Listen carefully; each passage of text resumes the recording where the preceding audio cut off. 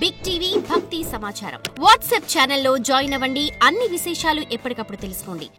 గురుగారు, మనం గమనిస్తే కూడా షష్టగ్రహ కూటమితో నూతన సంవత్సరం ప్రారంభమైంది. ఆ తరువాత ఇప్పుడు మరికొద్ది కాలంలో కూడా కొన్ని రోజుల తేడాతోటి కూడా పెద్ద పెద్ద గ్రహాలు మారుతున్న నేపథ్యంలో ఈ గ్రహ స్థితులు, ఈ గ్రహ ప్రభావాలు వ్యక్తి జీవితం పైన కానీ దేశ గోచారం పైన కానీ ఎటువంటి ప్రభావాన్ని చూపిస్తున్నాయి? మనకు విశ్వాసనామ సంవత్సరం ప్రారంభంలోనే షష్టగ్రహ కూటం ఏర్పడింది. ఈ షష్టగ్రహ కూటము ఏదో చేయబోతుంది, చేస్తుంది అనేది అందరూ సందేహపడ్డారు, అందరూ భయపడ్డారు. ఎంతోమంది శాస్త్రవేత్తలు దీని గురించి, అంటే జ్యోతిష్ శాస్త్రవేత్తలు అందరూ చెప్పడం కూడా జరుగుతూ వచ్చింది. మరి ఇందులో మనకి ఈ మధ్యకాలంలో శని మీనరాశిలోకి వెళ్ళిపోయిన తర్వాత కూడా ఇప్పుడు రేపు ఎల్లుండో మనకు అంటే మే 14 తేదీన ఒకే రోజున దాదాపు మనకు సూర్య సంక్రమణం, వృషభ సంక్రమణం ఏర్పడుతున్నది. గురువు మిథున రాశిలోకి రాబోతున్నాడు. అలాగే 18వ తేదీ రాహు కుంభరాశిలోకి రాబోతున్నాడు. ఈ నేపథ్యంలో ఏంటంటే సహజంగా ఏ గ్రహమైనా వచ్చే రోజు ఒక ముందు రోజో కాకుండా కొన్ని గ్రహాలు దాదాపుగా వారం రోజులు 10 రోజుల నుంచి కూడా వాటి యొక్క ప్రభావాలను చూపిస్తూ ఉంటుంది మనకు తెలిసినంత ఈ గ్రహ యొక్క సంచారాన్ని బట్టి. మొన్న జరిగినటువంటి పహల్గామ్ సంబంధించిన సంఘటన, ఆ తర్వాత భారత ప్రభుత్వం తీసుకున్నటువంటి చర్యలు, ఇది ఇంచుమించుగా ప్రపంచం యావత్తు అందరూ కూడా దిగ్భ్రాంతిగా, అంటే ఆ సంఘటన చాలామందిని కలిసివేసింది. దానికి తగ్గ వీళ్ళు తీసుకున్న నిర్ణయాలు, వీళ్ళు చేసినటువంటి ప్రయోగాలు ఒక రకంగా యుద్ధ వాతావరణమే. అంటే నేటి కాల పరిస్థితుల్లో యుద్ధాలు కూడా మార్పులు చెందిన, యుద్ధ రీతి కూడా మారింది. కాబట్టి దీనికి సహజంగా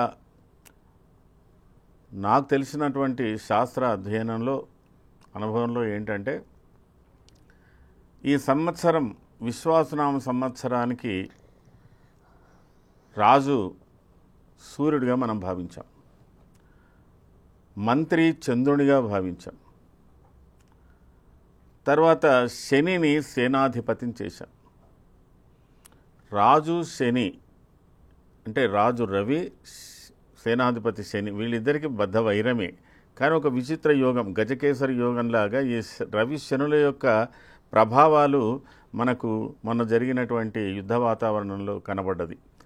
చంద్రుడి యొక్క మంత్రిత్వం కూడా కనబడ్డది. ఏ విధంగా? చంద్రుడి యొక్క మంత్రిత్వం ఏమిటంటే 48 గంటలు సీజ్ ఫైర్ చేద్దామని, మరి మనం ఆపుకోవాలి, కాల్పుల విరమణ అనేది చాలా అనూహ్యంగా అంత తొందరగా జరిగింది.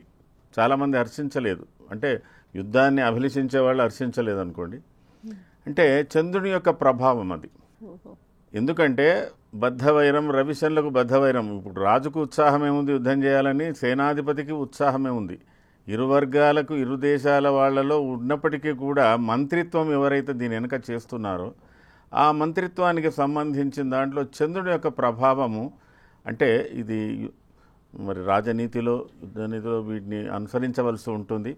ఎందుకంటే దీన్ని మనం ఉత్సాహానికి కోరుకొని ఏదో ఒక ఎపిసోడ్ను చూడాలన్నట్టుగా అనుకుంటే యుద్ధము అభిలషించకూడదు. కానీ ఆ విధంగా చంద్రుడి యొక్క ప్రభావం, చంద్రుడు అందులో పూర్ణిమ చంద్రుని యొక్క ప్రభావం పౌర్ణమి ముందు 2 రోజుల ముందు. కాబట్టి మంత్రి యొక్క ప్రభావము అతి చాకచక్యంగా వాటిని అది చేశాడు. మళ్ళీ తర్వాత ఏం చేస్తాడు అనేది వేరు విషయం. అదిగా అట్లాగే ఇక్కడ కుజుడు కూడా మనకు కర్కాటక రాశిలో ఆశ్లేష నక్షత్రంలో సంచారం చేస్తున్నాడు.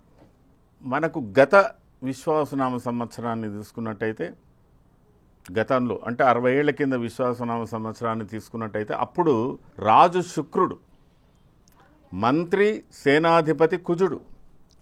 అప్పుడు కూడా యుద్ధ వాతావరణం జరిగింది. అప్పుడు కూడా ఇంచుమించుగా మనకు ఈ చాతుర్గ్రహ పంచగ్రహ కూటాలు ఏర్పడ్డాయి.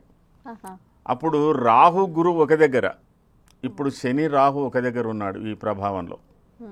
ఆ విధంగా మనం పోల్చి చూసుకున్నట్టయితే ఒక్కొక్కసారి ఈ గ్రహాలు వాటి యొక్క ధోరణులు తప్పకుండా ఏ సంఘటన మీదైనా కనబడుతుంది, యుద్ధ వాతావరణం తప్పకుండా కనబడుతుంది అని నా అభిప్రాయం.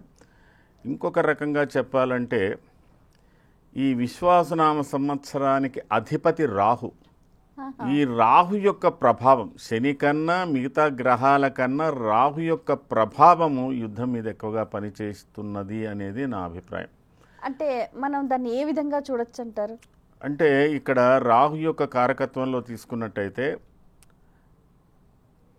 గురు కారకత్వానికి రాహు కారకత్వానికి రాహు ఇప్పుడు ఏ ప్రాంతం వాళ్ళైతే యుద్ధం చేస్తున్నారో, ఏ మతాభిమానంతో యుద్ధం చేస్తున్నారో, మతాభిమానం ఇరువురికి ఉంది కానీ అది కొద్దిగా విపరీత ధోరణిలో ఉంది. ఇప్పుడు వాళ్ళు అంటారు మీదే మతాభిమానం, మీరే దుర్మార్గులు అని వాళ్ళు అంటారు, మీరే దుర్మార్గులు అని వీళ్ళు అంటారు. కానీ ఇక్కడ కారకత్వంలో చూసుకున్నట్టయితే ఇప్పుడు యుద్ధానికి మనకన్నా ముందుగా యుద్ధాన్ని ప్రేరేపించి యుద్ధ వాతావరణాన్ని ప్రేరేపించినటువంటి వాళ్ళు ఎవరైతే ఉన్నారో మరి వాళ్ళు రాహు కారకత్వంలోకి ఉన్నటువంటి వాళ్ళు, మనమేమో గురు కారకత్వంలో ఉన్నటువంటి వాళ్ళం అని ఈ విధంగా మనం చెప్పుకోవచ్చు. ప్రతి సంఘటన వెంబడి మాత్రము గ్రహస్థితులు ఉంటాయి. అయితే ఇది ఎంతకాలం జరుగుతుంది, ఏమవుతుంది అంటే ఇప్పుడు యుద్ధ వాతావరణం మారింది. అసలు జనరల్గా మనకు యుద్ధం అంటే ఇప్పటి పిల్లలకు ఎవరికేం అర్థం కాదు, కానీ గతంలో యుద్ధం జరిగినప్పుడు మేము చిన్నపిల్లలం. అప్పుడు వీర జవాన్లు ఇంతమంది అటు మరణించారు, ఇటు సైన్యం ఇటు మరణించారని, ఇంత భూమిని ఆక్రమించారని, ట్యాంకులు ఇవన్నీ ప్రతిదీ ఘర్షణాయుతంగా ఉండేది కదా. అలాంటి యుద్ధం ఇప్పుడు కనబడలేదు. ఇప్పుడు యుద్ధం ఏం జరిగింది అనేది, ఇంత నష్టం జరిగిందని కూడా తెలియకున్నంత పద్ధతులు చేశారు ఈ యుద్ధం. దీంతో ఏమవుతున్నదంటే 2 రోజులు 25 నిమిషాలలో వాళ్ళు ఒక అస్త్రాన్ని ప్రయోగించి 25 అరగంట సేపట్లో అంత విధ్వంసం చేయగలిగినరు అంటే వీళ్ళ అది యుద్ధం జరిగినట్టు అనిపించలే, కానీ ఇంత జరిగిందా అని ఆశ్చర్యం. అంటే రీతి మారింది, టెక్నాలజీ పెరిగింది, అవన్నీ ఆలోచించాలి. దీంట్లో ఇప్పుడు ఏదైనా కానీ గ్రహాలు అప్డేట్గా కూడా గ్రహాలు కారకత్వాలను అన్వయించుకునేడానికి అవకాశాలు ఉన్నాయి. దీంట్లో ఇక గతంలో ఏది జరిగినా ఎట్లా జరిగినా కానీ అప్పటి సాంప్రదాయ అందుకే జ్యోతిష శాస్త్రంలో కూడా సాంప్రదాయ విచారాలను పోగొట్టుకోకుండా ప్రస్తుత కాలానికి అన్వయించుకునేటువంటి, ఇప్పుడు ఎంత టెక్నాలజీ పెరిగినా బ్రహ్మోస్ అని వాళ్ళు అన్నారు, బ్రహ్మాస్త్రం అని మనం అంటున్నాం. ఇప్పుడు ఈ బ్రహ్మాస్త్రానికి సంబంధించినటువంటి ఒకదాంతో అది అదైపోయింది. అయితే దీంట్లో మనం చాలా విశేషంగా మనం కొన్ని విషయాలు స్థూలంగానే మాట్లాడుకోవాలి. అతి సూక్ష్మంగా పోతే మళ్ళీ కొన్ని సమస్యలు ఉంటాయి. స్థూలంగా మాట్లాడుకున్నట్టయితే ఈనాటి గ్రహస్థితి, ఈ మారుతున్న గ్రహస్థితి, ఇప్పుడు మారుతున్నటువంటి గ్రహస్థితి, ఒకే రోజు 2 గ్రహాల యొక్క మార్పులు, అలాగే కొద్ది రోజుల 2 రోజుల తేడాతోటి రాహు మార్పులు, మళ్ళీ మధ్యన జూన్ వరకు ఒక రకమైన ప్రభావం, ఆ తర్వాత మళ్ళీ ఇప్పుడు కాలసర్పయోగం కూడా ఏర్పడ్డదమ్మా. విశేషంగా చెప్పాలంటే రేపు 18వ తేదీ నుంచి కేతువు సింహరాశిలోకి రావడం, రాహువు కుంభరాశిలోకి రావడం.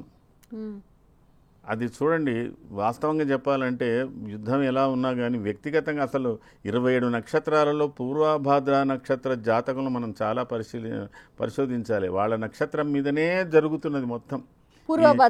పూర్వభాద్రమేనే శని సంచారమే, పూర్వభాద్రమేనే రాహు సంచారమే, మొత్తం మీద మరి పూర్వభాద్ర వ్యక్తిగత జీవితాలు ఎలా ఉన్నాయో కూడా ఆలోచించాలి వాళ్ళు. మరి వాళ్ళ జీవితంలో కూడా ఏ అల్లకల్లాలు ఉన్నాయి, ఎంత సంఘర్షణ ఉంది అనేది కూడా నాకు ఒక్కొక్కసారి అనిపిస్తుంది. ఎందుకంటే ఆ నక్షత్రం అయినంత ఎఫెక్ట్ ఈ మధ్యకాలంలో ఏ నక్షత్రం కాలేదు. చాలా కాలం నుంచి పూర్వభాద్రలోనే శని సంచారం జరిగే, మళ్ళీ ఇప్పుడు రాహు కూడా వస్తున్నాడు, రాహు కూడా కొంతకాలం సంచారం చేస్తాడు. మరి ఆ కుంభరాశికి సంధిలో ఉంది, అది కుంభం మీనానికి మధ్యన పూర్వభాద్ర. కాబట్టి ఇవి కూడా ఆలోచించవలసిన విషయం. అయితే ఒకటి ఏమిటంటే జనరల్గా మీరు ఇవి ఎలా అన్వయిస్తారు, ఈ గ్రహాలను తీసుకొచ్చి నేటి యుద్ధ వాతావరణానికి మీరు ఎలా అన్వయిస్తారు, మీరు కానీ మీ శాస్త్రం కానీ మీ జ్యోతిషులంతా ఎలా అన్వయిస్తారు అని కూడా మీరు ప్రశ్న వేయచ్చు. అయితే సామాన్యంగా గ్రహ దృష్టులు, గ్రహ యుతులు ఇవన్నీ సహజంగా మామూలుగా జాతక చక్రంలో చూసే విధానాలు వేరుంటాయి, దేశకాల గోచార పరిస్థితులు అన్వయించేటప్పుడు వేరుగా ఉంటాయి. ఇప్పుడు ఏంటంటే ఈ 9 గ్రహాలే కాకుండా మనకు కొన్ని అప్రకాశ గ్రహాలను కూడా ఉన్నాయి. అప్రకాశ గ్రహాలతో పాటు శిఖి, కేతు, ఇట్లా పరివేశము, పాత అని ఇట్లా కొన్ని గ్రహాలకు పేర్లు ఉన్నాయి. అవి అప్రకాశ గ్రహాలు, కానీ వాటి ప్రభావాలు బాగానే పనిచేస్తాయి. అంటే ఆ యొక్క అప్రకాశిత గ్రహాలతో ఏవైనా మెలిఫిక్ ప్లానెట్స్ వాటితో యుతి చెందుతున్నప్పుడు, వాటి దృష్టిలో పడుతున్నప్పుడు కూడా జరుగుతుంటాయి కొన్ని ఘోరాలు. అలాగే అప్రకాశ గ్రహాలతో పాటు ఇంకా సూర్యుడికి, ఇదంతా కూడా మనము సూర్య గ్రహాన్ని కేంద్ర బిందువుగా చేసుకొని ఒక సూర్యుడు సంచారం చేస్తున్నటువంటి నక్షత్రం నుంచి ఇతర గ్రహాలు సంచారం చేస్తున్నటువంటి నక్షత్రాలు ఎంత దూరంలో ఉన్నాయి, ఎంత ఉన్నాయి, ఇవన్నీ చూసుకొని చెప్పవలసినటువంటి ఉంటాయి అన్నమాట. దాని ప్రకారంగానే మనకు ఈ భూకంపాలు కానీ, ఈ తుఫాన్లు కానీ, యుద్ధాలు కానీ, కొద్ది అలజడులు, రకరకాలుగా మనం దాన్ని సూర్యాది పంచమం వృక్షం విజ్ఞేయం విద్యుతోన్ముఖం సప్తమం భూమికం పంచ అష్టమం శూలముచ్యతే దశమం శని విజ్ఞేయం. ఇట్లా అంటే సూర్యుడి నుంచి ఒక్కొక్క నక్షత్రానికి ఒక్కొక్క ఉపగ్రహాన్ని పేరు పెట్టి అట్లా పెట్టారు. ఓకే. సూర్యుడు ఇప్పుడు కృత్తికా నక్షత్రంలో సంచారం చేస్తున్నాడు. కృత్తికా నక్షత్రంలో సంచారం చేస్తున్నటువంటి సూర్యగ్రహానికి 5వ నక్షత్రంలో ఏదైనా చెడు గ్రహం ఉన్నదా, 7వ నక్షత్రంలో ఏదైనా పాపగ్రహం పోతున్నదా, ఆ గ్రహ దూరాల ప్రభావాలను బట్టి కూడా ఈ వాతావరణాలను చెప్పడానికి వీలవుతుంది. అట్లా కొన్ని. తర్వాత ఈ గ్రహాలు సామాన్యంగా జాతక చక్రంలో, వ్యక్తిగత జాతకంలో కుజుడు మీకు 7వ స్థానాన్ని చూస్తున్నాడు, 4వ స్థానాన్ని చూస్తున్నాడు, 8వ స్థానాన్ని చూస్తున్నాడు, పూర్ణ దృష్టితో చూస్తున్నాడు అని మనం చెప్తుంటాం. ప్రారంభ దశలో జ్యోతిషం నేర్చుకునే వాళ్ళంతా కూడా ఈ గ్రహాలకు సంబంధించిందంతా నేర్చుకుంటుంటారు.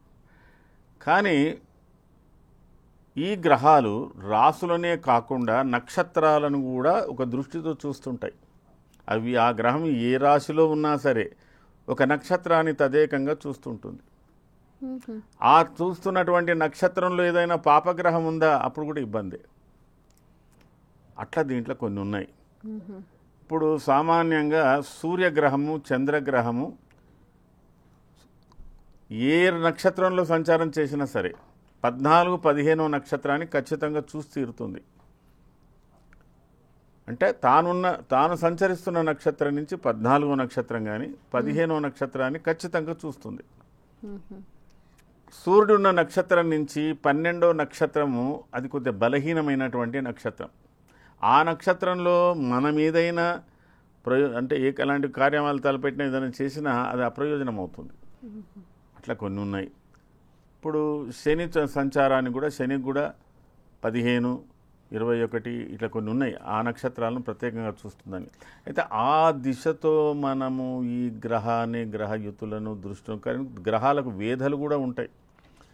ఆ గ్రహాల వేధలు కూడా దృష్టిలో తీసుకోవాల్సి వస్తుంటుంది. ఈ గ్రహ వేధ కూడా యుద్ధానికి దారితీస్తుంది. ఏ దానికైనా అల్లకల్లోలానికి దారితీస్తుంది.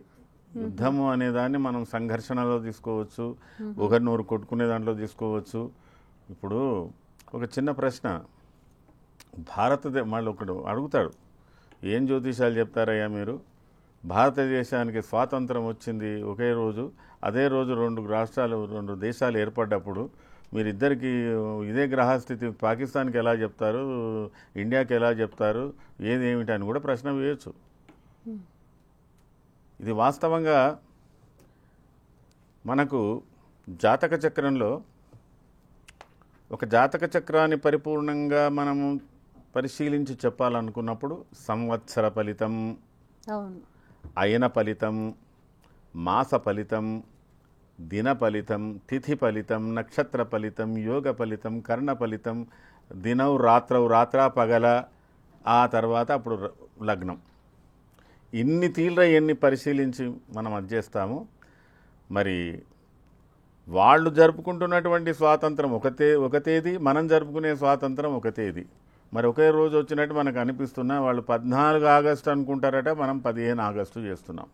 అయితే ఇక్కడ ఏమైందంటే మహమ్మదీయులు వాళ్ళు చాలా వరకు చాంద్రమాన రీతిని ఎక్కువ అనుసరించేవాళ్ళు. వాళ్ళ పంచాంగాలకు చాంద్రమానం ఎక్కువ సన్నిహితంగా ఉంటుంది. మనదేమో చాంద్రమాన సౌరమానాల కలయికతో మన పంచాంగాలు.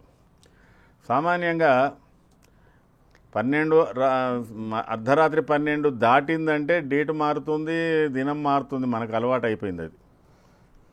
కానీ సూర్యోదయానంతరమే దినాన్ని మరుసటి రోజు దినాన్ని ప్రారంభించాలనేది చాంద్రమాన పద్ధతి. కాబట్టి వాళ్ళు 14, వాళ్ళకి స్వాతంత్రం వచ్చింది 14 అర్ధరాత్రి అంటారు, మనకు స్వాతంత్రం వచ్చింది 15 తెల్లవారుజాము ఉదయం అంటాం. అవి అంటే అట్లా దాని దోష ఫలితాలల్లో కొంత ఉంటుంది. తర్వాత వాళ్ళు అనుసరిస్తున్న ధర్మము, వాళ్ళు అనుసరిస్తున్న జీవన విధానము, వాళ్ళు చేస్తున్నది వేరు, మనం అనుసరిస్తున్న జీవన విధానం వేరు. దీనిది కూడా కొంత, ఎందుకంటే 9th భావ 5th భావ అని జాతకాల్లో మనం చూస్తాం. మీరు పూర్వజన్మ చేసుకున్న పుణ్యము, మీరు అనుసరిస్తున్నటువంటి ధర్మము కూడా రక్ష. ఒక జాతకానికి 9th భావం ఎఫెక్టులో ఒక వ్యక్తి చేసుకున్నప్పుడు మీరు రెమెడీస్ అడుగుతారు, మీకు ఇవి ఉన్నాయి దోషాలు, ఏదైనా ఒక పూజ చేసుకోండి అంటే అర్థమైంది, పుణ్యం పెంచుకోమని అర్థమే కదా. మరి ఇక్కడ జరుగుతున్నటువంటి జీవన విధానము, ఇక్కడ ఆహార పద్ధతులు, ఇక్కడి పూజ పునస్కారాలు, ఇక్కడ ప్రతిరోజు సంకల్పాలు, మనం దేవాలయాల సంకల్పాలు, పుణ్యనదుల గురించి ఎన్నెన్నో చేస్తున్నాము. మరి వాళ్ళు ఏం చేసుకుంటారు? వాళ్ళు కూడా అల్లా అంటున్నారు, వాళ్ళు కూడా భగవంతుని గురించే ప్రార్థన చేస్తున్నారు, చేసేవాళ్ళు. ఇక్కడ త్రికాల సంధ్య అయితే వాళ్ళు 5 కాలాల నమాజ్ చదివే వాళ్ళు ఉన్నారు, నమాజ్ చదువుతున్నారు కాబట్టి కొంత క్షేమంగా ఉన్నది. కానీ ఆలోచన క్రమము, వాళ్ళ ఆహార రీతులు, వాళ్ళ పద్ధతులు డిఫరెన్స్. అంటే దీని మీద ఏంటంటే ఇక్కడ మనం అట్లా డివైడ్ చేసి మాట్లాడేదానికన్నా, ఎవరి జాతకంలోనైనా శని కుజుల కలయిక, కుజరాహుల కలయిక, గురురాహుల కలయిక, రవిరాహుల కలయిక ఒక తీవ్రమైన ధోరణిని ప్రేరేపిస్తుంది. ప్రస్తుతం మనం గమనిస్తే కూడా ఇప్పుడు సూర్య రాహు వీరిద్దరి ప్రభావం ఈ యుద్ధానికి దారితీస్తుంటారా? సూర్యుడి కన్నా రాహు ప్రభావం ఎక్కువ చూపిస్తున్నది ఇప్పుడు. ఓకే, అంటే ఇప్పుడు ఈ వాతావరణం కాస్త సద్దుమణిగి అంత శాంతియుతంగా వాతావరణం నెలకొనాలి అని అంటే ఏ గ్రహం శాంతించాలంటారు? గ్రహాలు శాంతింపజేస్తున్నాయి కాబట్టి ఇప్పుడు యుద్ధం సీజ్ఫైర్ అయింది కొంత. కానీ ఇది ఎంతవరకు? ఎందుకంటే ఈ సంవత్సరానికి చంద్రుడు మంత్రిగా ఉన్నాడు. ఈ మంత్రి ప్రభావం ఆలోచనలు, ఈ మంత్రాధీనం ఎట్లా ఉంటుందంటే పూర్ణచంద్రుడు, వృద్ధి చంద్రుడు, ఎట్లను ఈ మంత్రుల ఆలోచనలు ఏంటో. రాజు అయితే గట్టిగా ఉన్నాడు, ఎవరు? రవి. ఆయన దూత తులారాశిలోకి వచ్చినప్పుడు ఆయన బలహీనపడేది. అయితే మనం అన్వయించుకుంటే సేనాధిపతి దక్షుడుగా ఉన్నాడు, ఎవరు? శని. ఆయన ఏం చేస్తుండు, ఎంత నిగూఢంగా ఎట్లా చేయాలో అట్లా చేస్తున్నాడు. అది చేయగలిగే తత్వం ఉంది. అయితే వాస్తవంగా ఈ కాలసర్ప యోగం జూలై 1st వీక్ వరకు ఉంటుంది. మే 18 నుంచి ఏర్పడుతున్నది. ఇది కర్కాటక రాశిలో నుంచి సింహరాశిలోకి కుజుడు ప్రవేశించాలి. సింహరాశిలో నుంచి కన్యా రాశిలోకి కుజుడు ప్రవేశించిన అనంతరం ఈ కాలసర్పయోగ ప్రభావం కొంత తగ్గుతుంది. ఏదైనా కొన్ని యోగాల ప్రభావం 3 నెలలు 6 నెలలు ఉంటుందని కూడా అంటారు ఇలాంటి గోచారంలో. కానీ మనకి ఇమీడియట్గా తగ్గేది జూలై 1st వీక్లో తగ్గుతుంది. ఇంకొకటి కూడా మనం చెప్పుకోవాల్సింది ఏంటంటే, గురువు అతిచారలో ఉన్నాడు. ఆయన నడవవలసినటువంటి గమనం కన్నా ఆదుర్దాగా ముందుకు వెళుతున్నాడు, కొద్దిగా స్పీడ్ పెంచాడు. ఏకకాలంలో ఒకే సంవత్సరంలో గురువు 2 రాసులు సంచారం, 3 రాసుల సంచారం పనికిరాదు అని చెప్పారు.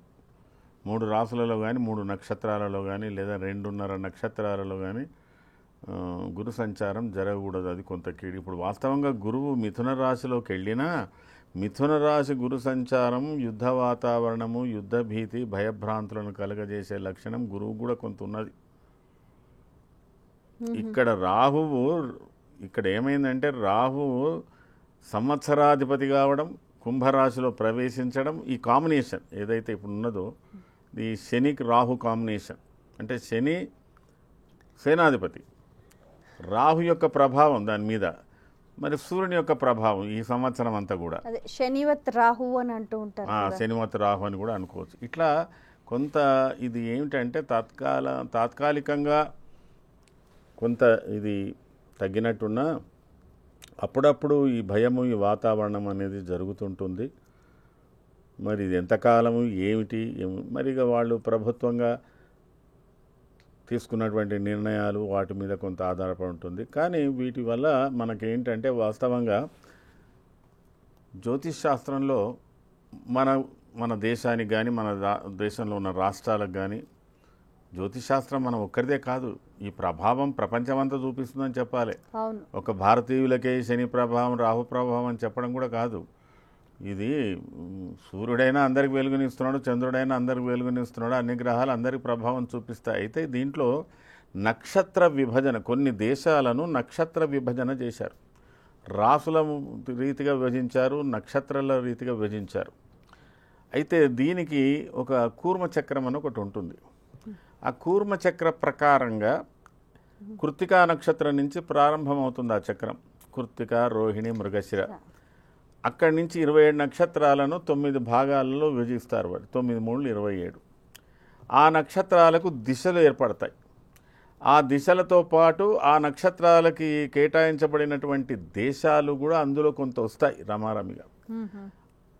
ఈ చెడు గ్రహాలు ఏవైతే దుర్గ్రహాలు అనుకున్నామో, దుష్టగ్రహాలు అనుకున్నామో, లేదా ఈ చెడు ప్రభావం చూపించే గ్రహం అనుకున్నాం, అన్ని గ్రహాలు బాగానే ఉంటాయి కానీ ఒక్కొక్కసారి వాళ్ళు అయితే ఆ గ్రహాల యొక్క ప్రభావం ఆ నక్షత్రాలకు సంబంధించిన వాటి మీద ఎక్కువగా పడుతుంది అని చెప్పడం కూడా జరుగుతుంది. ఇక దీంట్లో ఏంటంటే ప్రకృతి వైపరీత్యాల్లో ఇప్పుడు భయం అనేది మాత్రము ఈ సంవత్సరం అంతా ఉంటుందమ్మా. ఏదో రకమైన భయము, యుద్ధ భయమే కాకుండా మీకు ప్రతిదీ కూడా రేపేమిటో అనే ఆదుర్ద అందరికీ ఏర్పడుతుంది. తర్వాత ఈ యొక్క గురు సంచారం, ఈ రాహు సంచారం ఏంటంటే ఈ వర్షాలు కానీ ఎక్కడ ఎక్కువగా పడతాయో ఎక్కడ పడవో చెప్పలేనటువంటి పరిస్థితి, అది విచిత్ర ప్రవృత్తితోటి వర్ష సూచనలు ఉన్నాయి. For more videos like this, subscribe Big TV channel.